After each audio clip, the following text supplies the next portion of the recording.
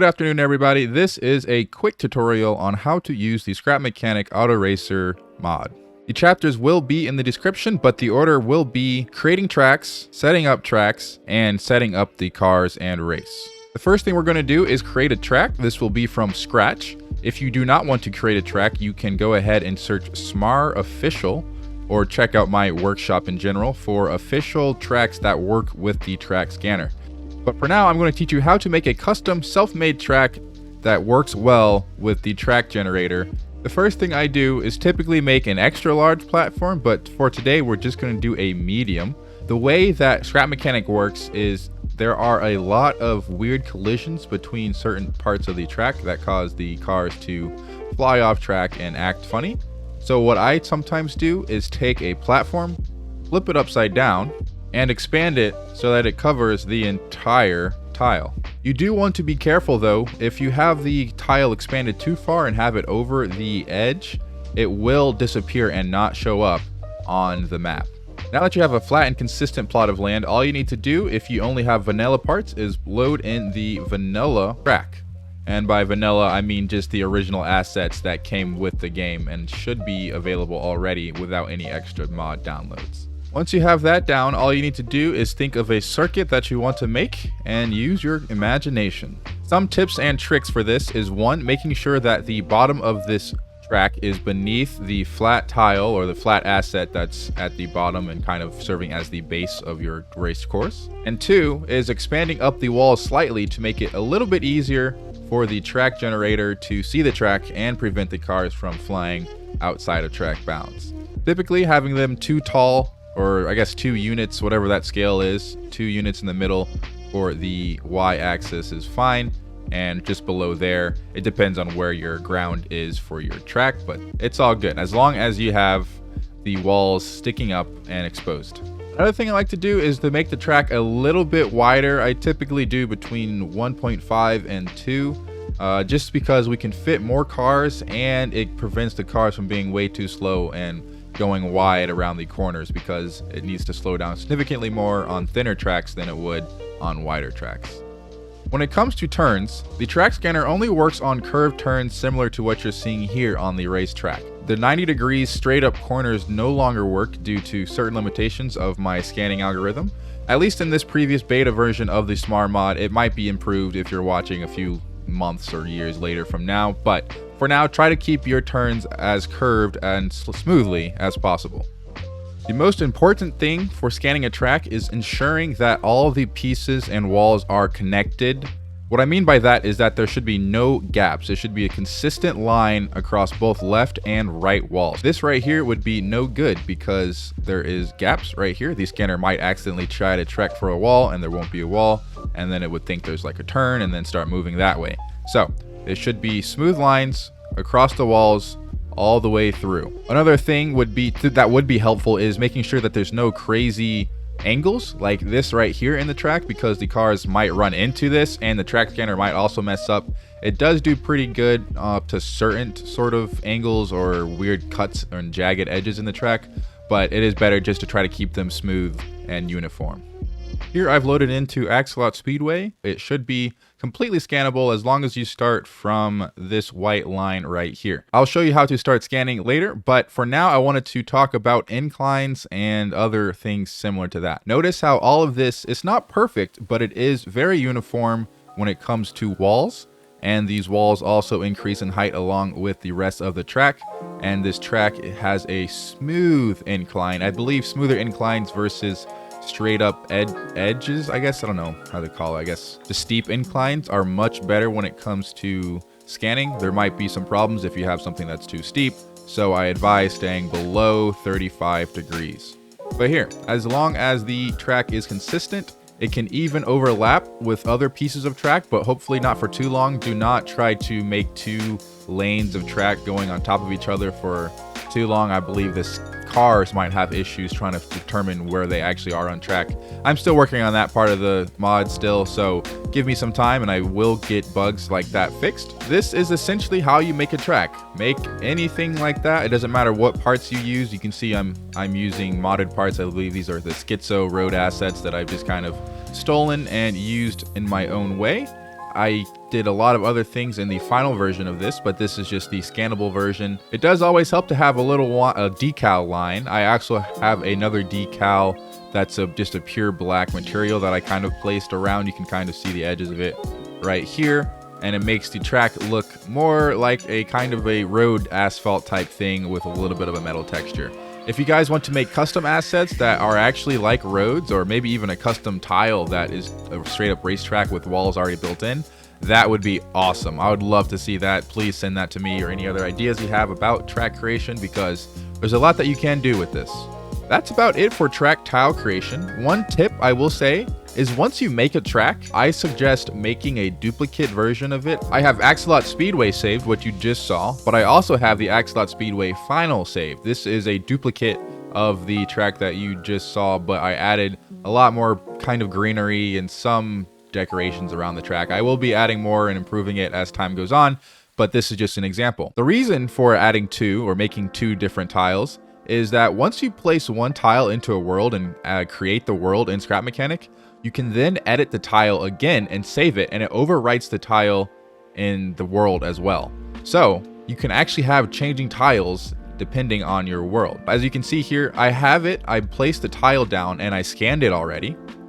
And then after I scanned it, I just went in here and removed all these tall walls that allowed the cars to go a little bit more off track, and you can add a little bit more details. You don't need to worry about the jagged edges or missing walls anymore, and you can put your own road barriers or a tire barrier up or something like that. And I just add that because it makes the track look a little bit more fun, gives a little bit more forgiveness to the cars if they go out too wide in turns or get pushed off or something like that instead of hitting the walls.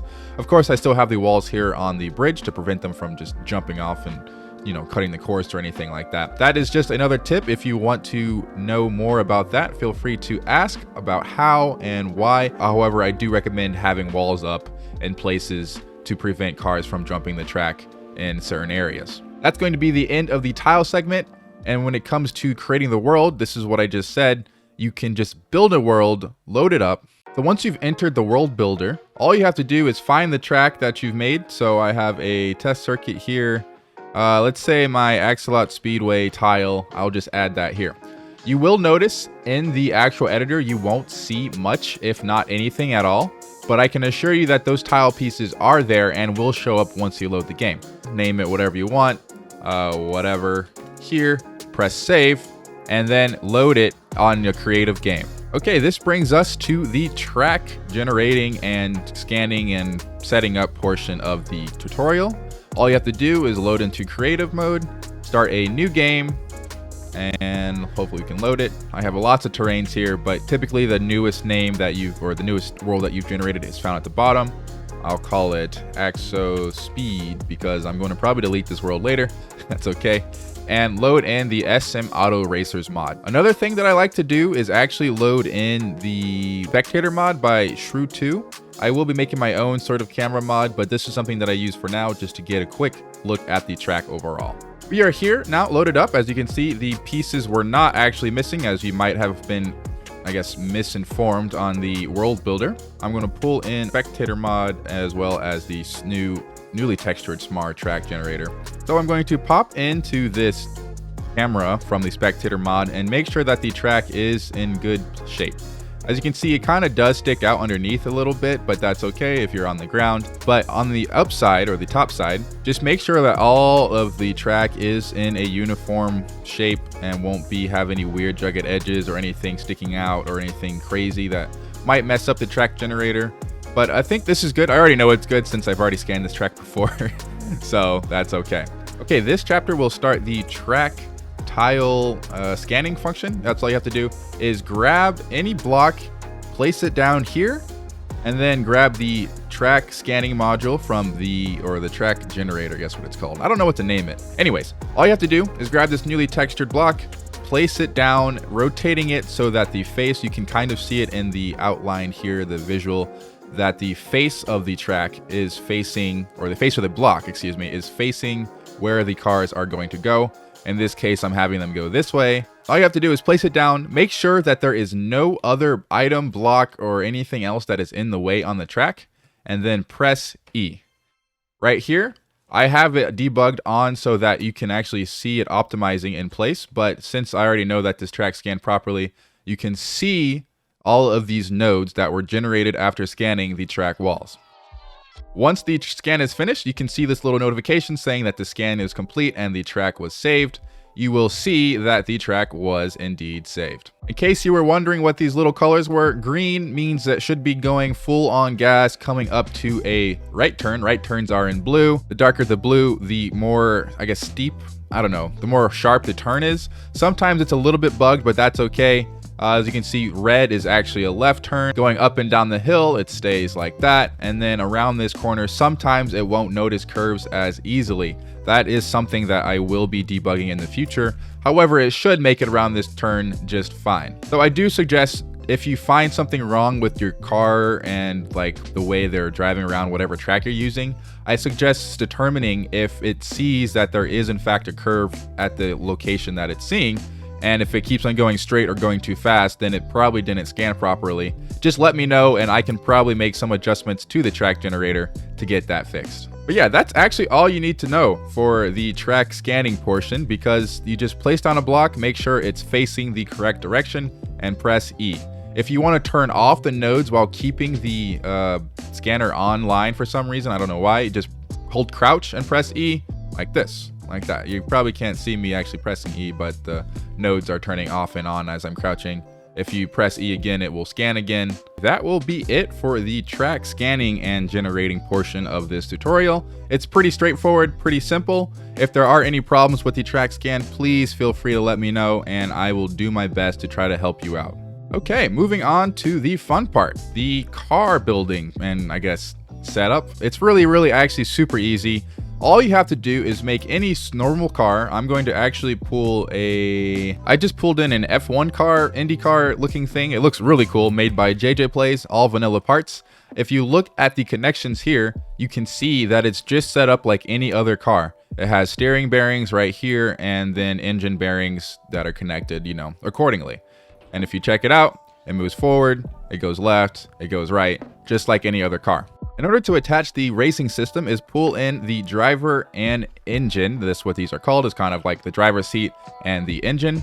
This will give it its own custom setup. I'm going to place it back here, making sure, I'll actually place it out here on top, making sure that the face of the car is facing forward. So if you can see the right arrow facing, or the right arrow, yes, and then the R facing forward properly, this steering wheel has facing up, and then this left also has the arrow facing wherever the car is facing forward. It needs to be like that or else it won't work, okay? Good. You may have just saw an alert actually pop up saying that the car needs to be on a lift in order to be scanned. That is because this driver block scans the width and the length and the height of the car to make sure that it can avoid other cars. In order to scan it, all you have to do is just place your item or creation on a lift and it will alert you if the car scan was successful. If it was unsuccessful, please tell me why, or not tell me why, but just tell me, let me know, because it should be good. I do recommend making sure that this block is actually not attached to like a piston or something that's not a part of the initial creation body. It's kind of straightforward. I believe it'll still work anyways, but it'll just make it a lot easier for everyone as long as it's attached to the main frame of the creation. The next step is actually placing down the engine. The engine can be oriented and placed anywhere you want, so I'm going to place it here. I would place the driver next to it, for example, but this is just for demonstration. The engine block doesn't need any extra tidbits or scanning or anything fancy at all. However, I will say that you can do a hard reset on the engine. If you press E on it, it won't let you know or notify you of anything. Maybe I'll have an alert pop up, but basically if you press E, it will reset the engine and hopefully restart the code if you notice that the engine is not functioning properly. After that, all you have to do is connect to the bearings just like the driver's seat and the engine is already. So if you just disconnect these seats right here, or this one seat right here, and then connect the driver's seat to it, like so. I believe the bearing orientations should stay the same as any other driver's seat, so I'm going to keep it there for now. But if not, feel free to just, rotate the connection. That's all you have to do. The order doesn't really matter, but finally, all you have to do is disconnect the engine from the other bearings that are already connected. and then connect the engine, the smart engine, this black box right here, to the regular bearings that the engine was just connected to. You will need to rotate them just like any other bearing creation. If you want to know the color code of the engines, they are in the description of the mod. But if you go to black, black has a highest top speed of any other gas engine, so you can sort of race your own creations that are connected to gas engines. Next would be the lighter gray, and then white. So it's just this left side right here, from black to white, from slow to fast. That's how it will work. I do not recommend using white or this light gray if you want to have a legitimate race, because it goes a little bit too fast and starts to sway and spin out a lot more than it would if it was in a darker gray or black situation. And I believe black is just fast enough, especially if it's a gas engine sort of race. And that concludes the car setup. It is just like any other setup of a driver and engine, but just with a different block. A small tidbit about the driver engine: if you want to view debug information, if you press E on it, it will actually let you know the car dimensions, the ID, the speed, and its time split from the leader. So I can show more of this later, but if you press E on the engine, it will show this like right dimension, the left dimension, the rear, and the front. So that way you can know if it was scanned correctly, and this just shows where it currently is in the kind of the center of the car, which is actually pretty accurate to where the driver's seat is. So that's pretty good design there, JJ. I like that. Okay, lastly but not least is setting up the actual race. Because this track is actually already scanned, I'm going to delete it from the world. I was debating on whether or not I should or not, just to show off kind of how it works, but it's okay. And finally, I would suggest going off to the side of the track somewhere outside and grabbing the Smart Race Control panel. Just place it down and you should be ready to go. But not really, actually. You will actually also need a logic input, such as a switch. I'm going to also attach a timer to it. The switch and timer need to be connected to the same creation. That's just how, logic works. So you can place your own panel and, connect it however you want. Next, just connect your logic to the Smart Race Control, and you should be ready to go. If you want to know more about the options, they are described in the description of the mod, but just a quick overview: this will enable or disable drafting between the AI cars.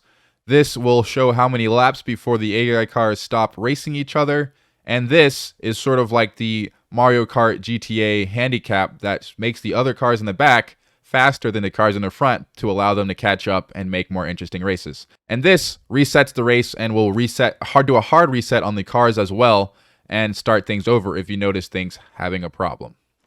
Okay, what I have here now is a little bit of a setup for a race. It's just going to be 4 cars. I'm not going to worry too much about making it big or anything.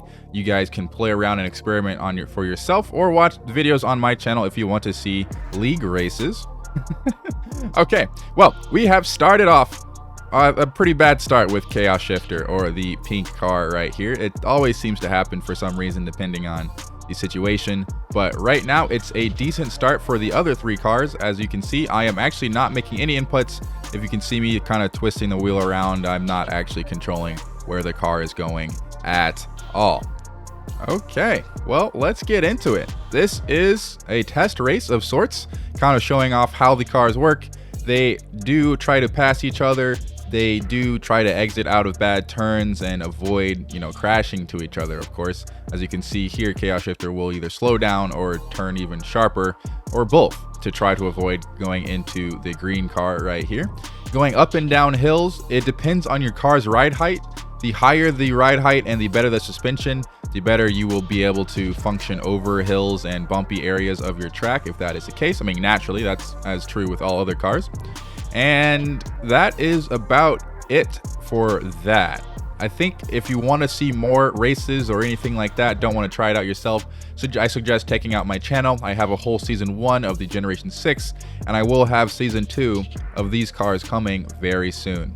Up the inside, that was almost a beautiful move by the black car there, but took a little bit too much speed, and there's a bit of a bumpy section right there, I've noticed, I think, with the track. So there are some bugs still with the terrain assets and everything else, but those will hopefully get fixed if Scrap Mechanic devs decide to fix their game. We shall see. Just a little bit of a tap right there. That lets the pink car go up the inside. And now I am up into third. You love to see it. Well, I try to go up in inside of green 2 into this turn. Turn 5, I believe. Yes. Makes it stick. Wow. This pink car is on a roll. Will we try to get past the red up to turn 6? Maybe not. We'll probably stick behind for now and then use a draft on the long straightaway. But that's okay. Anyways, that's enough of this. That's enough rambling from me. That concludes the tutorial for the Scrap Mechanic Auto Racers mod. If you want to know more, feel free to leave a comment, leave a like. Feel free to check out the mod in the description, or if you are new to the mod, feel free to check out my channel, also in the description. Again, please leave all questions, comments, and feedback in any one of my channels. I will be reading them and be open, especially on Discord as well. Until then, I hope you guys have a great morning, afternoon, night, or evening, and I will see you next time.